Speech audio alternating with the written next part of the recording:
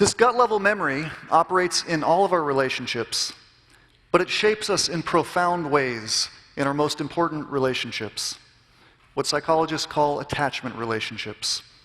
And the clearest examples of an attachment relationship are a parent-child relationship and also your relationship with God. But you can have this kind of relationship with a mentor, a close friend, a boyfriend or girlfriend, or a spouse. You become attached to someone when you rely on them for two things: comfort when you're distressed or upset, and an internal sense of security that allows you to explore your world, both externally and your internal world. And what happens is that patterns that occur in our most important relationships are etched or encoded in our gut-level memory as expectations of how relationships work for us, of how to be with others.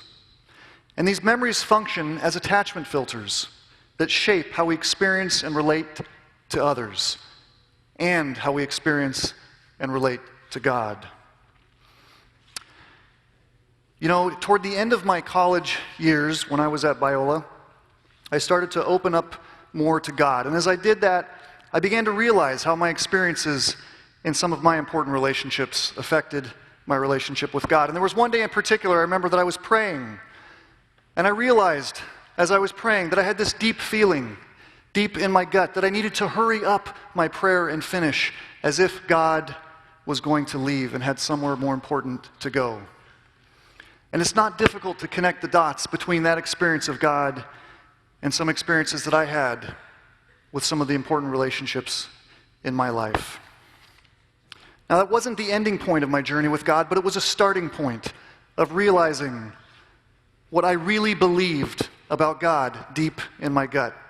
And it was only then, when I began to gain access to this deep belief I had about God, that I was able to take it to God in relationship with Him and allow it to be transformed.